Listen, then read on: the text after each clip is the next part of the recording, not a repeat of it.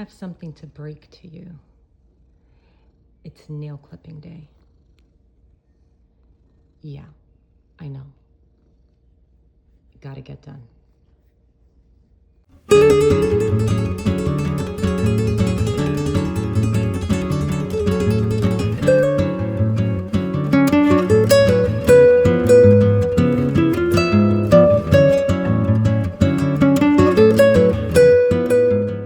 Welcome back to Ask a Groomer Q&A. Today's video is all about cat nail clipping. Over the years of grooming, I couldn't believe how many people needed to bring in their cat for nail clipping.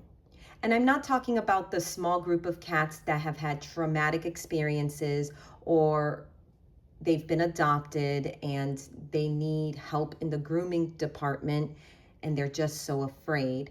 I'm talking about the everyday cat, and the owner would come and bring them in for a cat nail clipping and said they were too nervous to do the wrong thing and potentially cut their cat, or they thought that they didn't know how to hold their cat properly, or they thought their cat was just too afraid. And then I would take their cat and put the cat on the grooming table and get it done in less than 2 minutes. And they just are astounded. How can I get it done?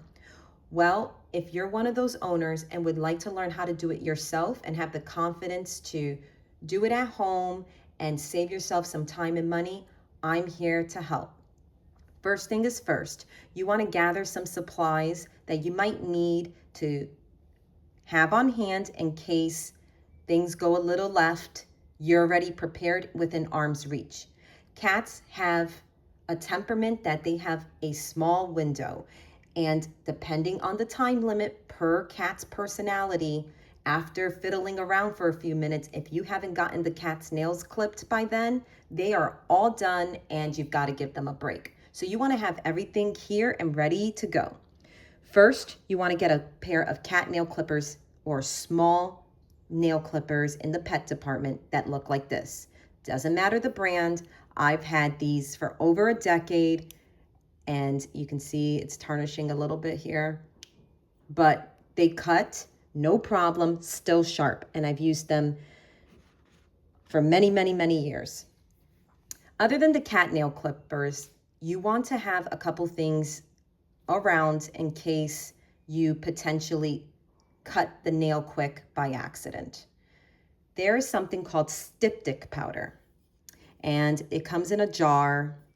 They have different versions of it, but they all kind of function the same. I happen to have my Styptic powder in a small little travel container here, and this is kind of what the powder looks like. And most Styptic powder contains an ingredient called benzocaine, which you want to read the ingredient list and see if the Styptic powder you are picking up is including that ingredient. Now, benzocaine is a numbing agent, and it's used to help with pain when applying the powder to the nail to get the nail to stop bleeding. However, when it comes to cats, some cats are sensitive in their nail bed, and this could potentially cause burning or irritation.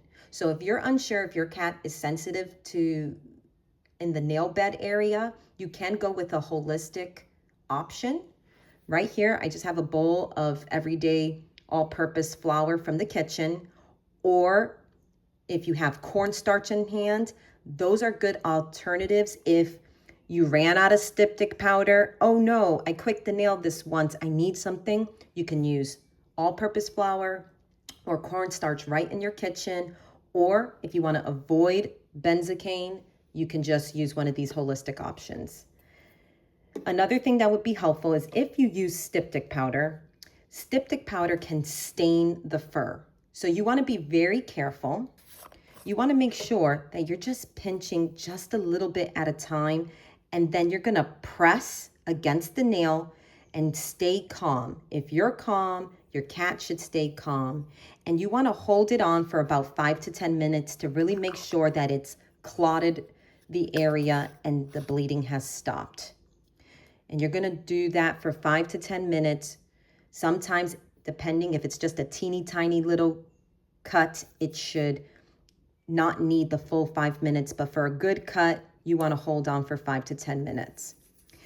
If you use too much at a time, or sometimes the cat is moving, you might get styptic powder on the fur. And then what do? You don't want them to lick it on their fur. Cats groom themselves and it stains. So you want to have hydrogen peroxide nearby. Put a little bit on a cotton round or a cotton ball that you might have, and then you're just going to wipe gently and get the styptic powder off as much as possible.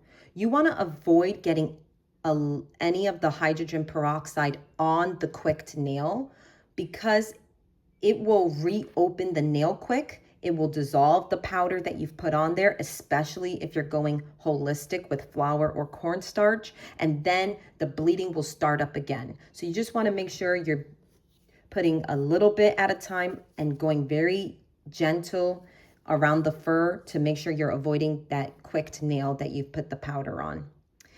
Also, another thing I like to have nearby is either a blanket that they like, that's their scent, that they know is their safe space, or a towel. Sometimes it is helpful to wrap the cat in a towel or a blanket, especially if your cat does not stay still or is a little nervous for it and you're getting used to cutting their nails at home and you have somebody nearby. One person can hold the cat wrapped in the blanket, someone else can get the job done. So it could be a 2-person team going on if you've got a nervous cat. Also, this is a e-collar cone for cats or dogs, but I got this one for cats, and this fits really well around the cat's neck. And I like that it's soft because it feels like a pillow, and it just helps to barrier my arm where they can potentially jump quickly and bite, and I can get the nails done very quickly. So these are some tools that you can have nearby. Doesn't mean you're going to need it, but these are things that you want to have nearby when you're getting the cat's nails clipped, because there isn't much time to go fiddling around finding the things and then your cat is over. All right, let me show you how to get it done. Okay, so we have our demonstrator here, and let me show you his nails. You want to put your thumb on top of the paw and your pointer under the paw. Hey, buddy, hang on. And then you're going to press gently and you'll see the nails. The nail will retract. When you retract the nail, you can see that the nails on cats are translucent. And you can see this pink area here and some dark area here. And that dark area is the quick before the pink vein. See that there? You see that darkness a little bit better right here, and then the pink on the left. There you go. And that dark spot before the pink is the quick. Then you kind of notice when cat nails really grow out, you can notice, hello, let me see the paw. They start to curve. And that's really what you're taking out, is that curvy spot. They don't need to be exceptionally short. We're just cutting cat nails, especially for indoor cats. Their nails will get snagged to your clothes when you pick them up, or on furniture and that kind of thing. Outdoor cats really use their nails for protection. Hello. And so you might not want to cut the nails all the time on an outdoor cat. But you see that? Just curving, and you see that pink and that quick there, that dark spot. So you want to go at an angle when you're cutting the nail. Let me show you. So we're gonna just pop it out, boop, and you're gonna